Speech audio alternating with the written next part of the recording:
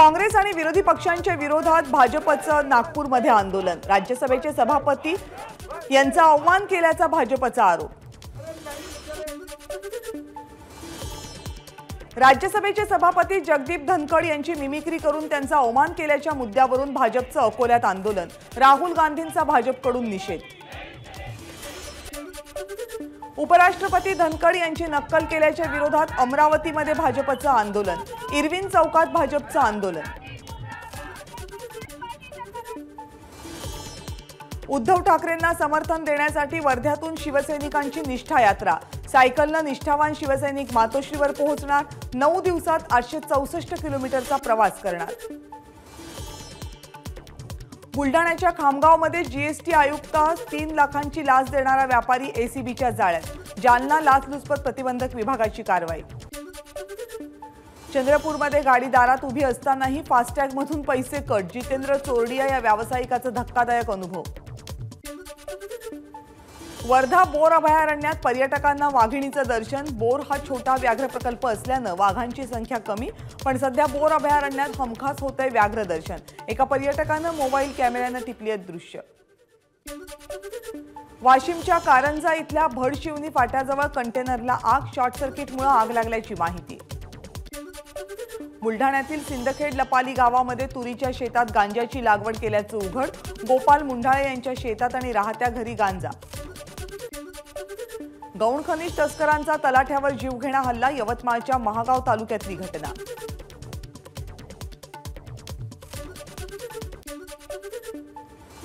आणि यानंतर पाहूयात मराठवाड्यातल्या काही महत्त्वाच्या बातम्यांचा आढावा। मराठवाड्यात आतापर्यंत 3462 कुणबी प्रमाणपत्रांचं वाटप। 8 जिल्ह्यातील महसूल यंत्रणेने शोधलेल्या पुराव्यांच्या आधारे मराठवाड्यातल्या 5.5 लाख नागरिकांना कुणबी प्रमाणपत्र मिळू शकेल। खासदार कल्याण बॅनर्जींनी जगदीप धनखड यांची नक्कल केल्याच्या निषेधार्थ छत्रपती संभाजीनगरमध्ये आंदोलन। बीडच्या गेवराई तालुक्यातल्या सुशी गावामध्ये स्मशानभूमी नसल्यामुळे अंत्यविधी करण्यात अडथळे। संतप्त नातेवाईक आणि ग्रामस्थांनी मृतदेह ठेवला ग्रामपंचायतीच्या कार्यालयासमोर। मनोज जरांगेंची 23 डिसेंबरला बीडमध्ये निर्णायक इशारा सभा। पार्श्वभूमीवर 125 मराठा आंदोलकांना नोटिसेस। मराठा समाजाचा आर्थिक आणि सामाजिक मागासलेपण तपासणार। धाराशिवमध्ये शासनाकडून मराठा समाजाचं सर्वेक्षण केलं जाणार। जिल्हाधिकाऱ्यांनी घेतली मराठा संघटनांच्या पदाधिकाऱ्यांची बैठक।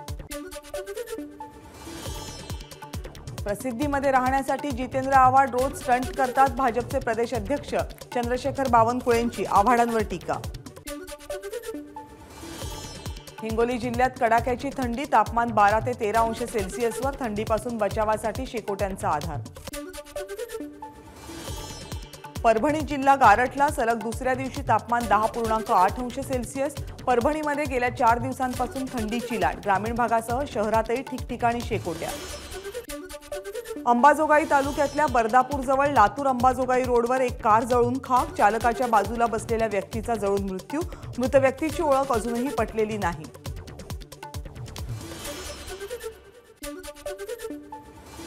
आणि यानंतर पाहूयात पश्चिम महाराष्ट्रातल्या काही महत्त्वाच्या बातम्यांचा आढावा।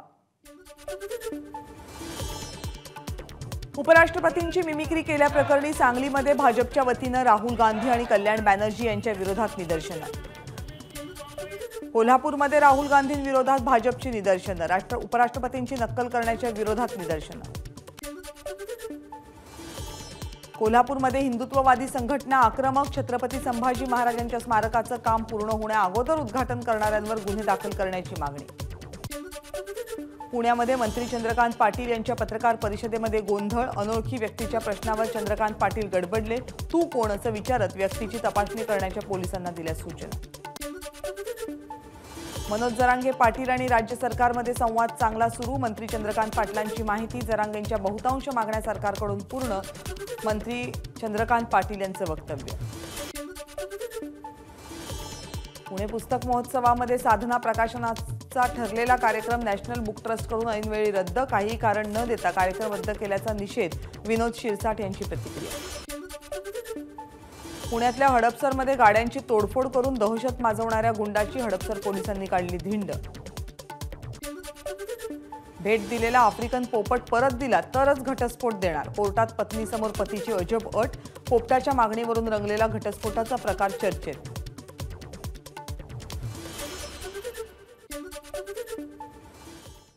आणि यानंतर पाहूयात उत्तर महाराष्ट्रातल्या काही महत्त्वाच्या बातम्या. उद्धव ठाकरेंचं अयोध्येच्या श्रीराम मंदिरात काय योगदान? आमदार नितेश राणेंचा उद्धव ठाकरेंना सवाल, तर संजय राऊतांचा राम मंदिराच्या विरोधात लेख. राणेंची माहिती. नाशिकमध्ये साने गुरुजी शिक्षण प्रसारक मंडळाच्या 62व्या वर्धापन दिनानिमित्त खास कार्यक्रम. कार्यक्रमाला नितेश राणे यांची उपस्थिती. सुधाकर बडगुजर यांची 5 दिवसांपासून चौकशी सुरू. सलीम कुत्तासोबतच्या पार्टीचा तो व्हिडिओ नाशिकच्या आडगाव परिसरातल्या फार्म हाऊसचा. फार्म हाऊस बडगुजर यांच्या नातेवाईकांचं असल्याचंही उघडकीस. सुधाकर बडगुजर आणि सलीम कुत्ता यांच्या पार्टीतला व्हायरल डान्स व्हिडिओ प्रकरणी बडगुजर यांच्यासह 18 जणांची चौकशी. उपराष्ट्रपतींच्या अवमान प्रकरणी भाजप आक्रमक. मनमाडमध्ये निषेध करत प्रतिमेला राहुल गांधींच्या मारले जोडे. अहमदनगर शहरातल्या सर्जेपुरा आणि गोकुळवाडी परिसरात नागरिकांच्या समस्यांमध्ये वाढ. मतदान झाल्यानंतर नगरसेवक पुन्हा वॉर्डमध्ये फिरकत नसल्याचा नागरिकांचा आरोप. नंदुरबार जिल्ह्यात थंडीचा कडाका वाढला. तापमान 15 अंश सेल्सिअसच्या खाली. वातावरणातला गारवा वाढल्यानं रब्बी पिकांना फायदा. धुळ्यामध्ये थंडीचं प्रमाण वाढलं. तापमान 7 ते 8 अंश सेल्सिअसवर. थंडी वाढल्यानं नागरिकांना घ्यावा लागतोय शेकोटीचा आधार.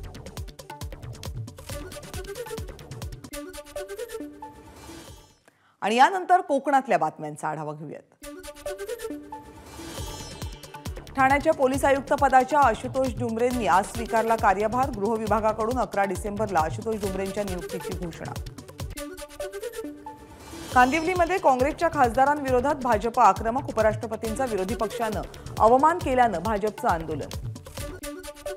नालासोपाऱ्यात काँग्रेस विरोधात भाजप आक्रमक. उपराष्ट्रपतींविषयी अवमानकारक वक्तव्य केल्याच्या निषेधार्थ निदर्शनं. मुंबईतल्या लालबागमध्ये राहुल गांधी आणि तृणमूलचे खासदार कल्याण बॅनर्जींविरोधात भाजपचं आंदोलन. उपराष्ट्रपतींचा अवमान करणाऱ्यांच्या विरोधात मंत्री मंगल प्रभात लोढांच्या नेतृत्वात आंदोलन. रत्नागिरीतल्या खेरडी माळेवाडीमध्ये एसटी आणि दुचाकीचा अपघात. अपघातात दुचाकीस्वार अनिकेत दाभोळकर हा तरुण ठार. मुंबईतल्या दहिसर परिसरात बस आणि मारुती सिलेरियो या कारचा भीषण अपघात. दोघांचा जागीच मृत्यू, एक गंभीर जखमी.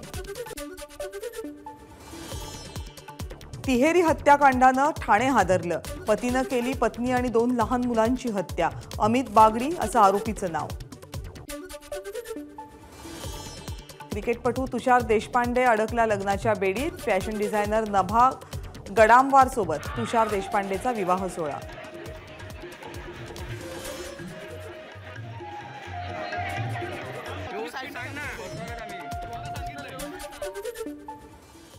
आणि यानंतर पाहूयात महाराष्ट्रभरातल्या इतर काही महत्त्वाच्या बातम्यांचा आढावा.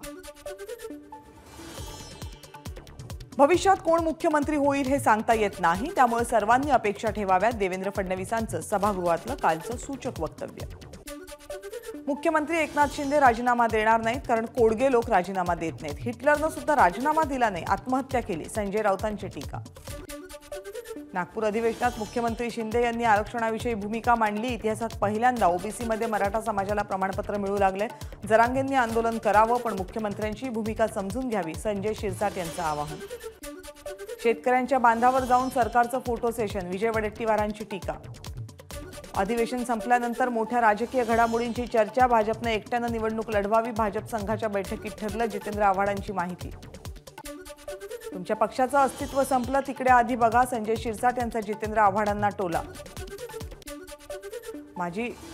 एप्रिल 2024 पर्यंत देशातल्या टोलनाक्यांवर जीपीएस यंत्रणा. हायवे टोलनाके मुक्त होणार. केंद्रीय मंत्री नितीन गडकरींकडून टोल वसुलीचा मुहूर्त जाहीर. ग्लोबल क्रॅश असेसमेंट टेस्टसाठी आता परदेशात जावं लागणार नाही. भारतातही आता Bharat new car assessment test करता येणार. केंद्रीय रस्ते वाहतूक मंत्री नितीन गडकरींकडून उद्घाटन प्रकल्पाचं.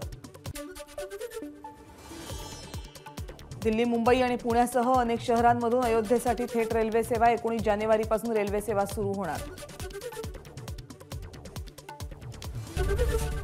एबीपी माझा, उघडा डोळे बघा नीट.